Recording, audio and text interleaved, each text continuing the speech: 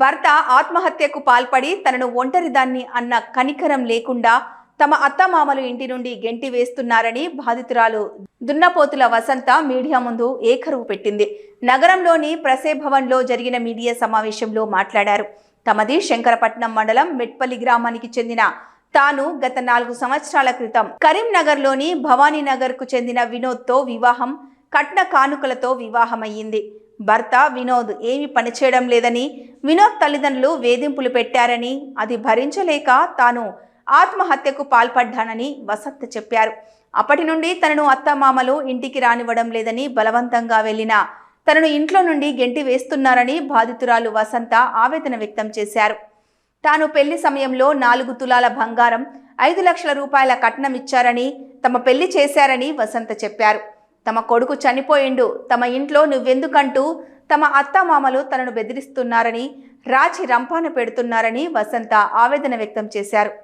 తమ మామ పెద్దపల్లిలో పోలీస్ శాఖలో ఏఆర్ హెడ్ కానిస్టేబుల్గా పనిచేస్తున్నారని, తాను ఏ పోలీస్ స్టేషన్ వెళ్ళినా తన గోడు చెప్పుకున్నా ఎవరు పట్టించుకోవడం లేదని వసంత కన్నీళ్ల పర్యంతమయ్యింది. తాను పోలీసునని ఎవరికి చెప్పుకున్నా నాకేం కాదంటూ బెదిరిస్తున్నాడని బాధితురాలు వసంత ఆవేదన వ్యక్తం చేసింది. తన అమ్మ నాన్నకు 3 ఆడపిల్లలమేనని, తమది పేదరిక కుటుంబమని, తనకు న్యాయం చేకూర్చాలని బాధితురాలు వాపోయింది.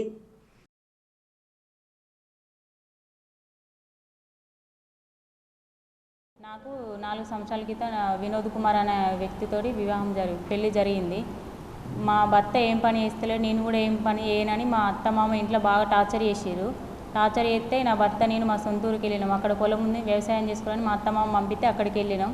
అక్కడ గొడవ వెళ్ళినాక అదే మనస్తాపం చెంది మా భర్త ఆత్మహత్య చేసుకున్నాడు. ట్రైనింగ్ సూసైడ్ చేసుకున్న తర్వాత మా అత్తమామ వాళ్ళ వల్లనే చనిపోయిండు. వాళ్ళు ఇంకా రివర్స్ నీ భర్త చనిపోయిండు, ఇక్కడ ఎందుకుంటానో మాతోటని నన్ను ఇంట్లోకి లేలగొట్టారు. ఆ పెళ్లి జరిగిన సమయంలో నాకు 8 తులాల బంగారం, 5 లక్షల కట్నం ఇచ్చింది మా నాన్న.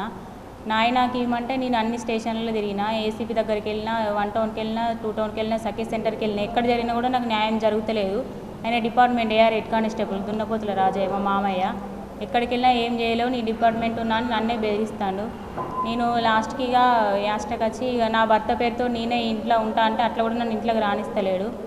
మీరే నాకు న్యాయం చేయాలని కోరుకుంటున్నాను. ఈ అబ్బాయికి పిల్లలు అయితే లేరని వాళ్ళ నాన్న ఎప్పటికీ టార్చర్ పెట్టిన వాళ్ళే అబ్బాయి ఎప్పటికీ బానిసగా తాగుడుకు గురై ఆయన ఇక్కడి నుంచి వెళ్ళగొట్టారు సార్. లొల్లు పెట్టుకుని వాళ్ళ సొంతూరుకి వెళ్ళగొడితే అక్కడ 3-4 రోజులు ఉన్నాక కదా మళ్ళీ రమ్మంటే రాక అక్కడనే తాగిపోయి ట్రైన్కి పడ్డాడు సార్. మేము అక్కడి నుంచి మీకు న్యాయం చేస్తామని చెప్పారు. న్యాయం చేస్తామంటే సరే అని ఉన్నాం. 8 నెల రోజుల తర్వాత చేస్తామని ఉంటే మాట్లాడి సెటిల్ చేద్దామని అన్నారు. అన్న వాళ్ళే 4 రోజులు పోయినాక మమ్మల్ని బండలు అనుకుని కొట్టిన వాళ్ళే. అప్పటి నుంచి మేము పొద్దుకపల్లి పోలీస్ స్టేషన్లో కంప్లైంట్ చేసినాం. అక్కడ స్పందన లేదు. వాడు కానిస్టేబుల్ గారా వాడే ఏమన్నా చేసుకోరు మీరు మాకు అర్థం అని చెప్పి అక్కడి నుంచి వచ్చిన వాళ్ళే 1 టౌన్ పోలీస్ స్టేషన్ ఇచ్చినాం సార్. 1 టౌన్ పోలీస్ స్టేషన్ నుంచి మళ్ళీ శ్రీలత మేడం సిఐ మేడం అక్కడికి పంపించి అక్కడి నుంచి ఏసీపీ దగ్గరికి వచ్చినాం. సిపి దగ్గరికి పోతే ఏసీపీ దగ్గరికి వచ్చినాం. ఎవరైనా వాడు ఏం చేయలేడా మీరు ఏమన్నా చేసుకోరు మాట్లాడుకోరు అంటే ఆయన వచ్చి పెద్ద మనుషులలో మాట్లాడలేదు. ఏమన్నా అంటే బెదిరించు, నువ్వు ఏం చేసుకుంటావు చేసుకోపని డైరెక్ట్ సార్ల ముంగానే బెదిరింపు చేసింది. అక్కడికి మేడాల దగ్గర పోయినప్పుడు ఏమవుతుంది అని ఇక్కడ దాకా వచ్చినాం సార్.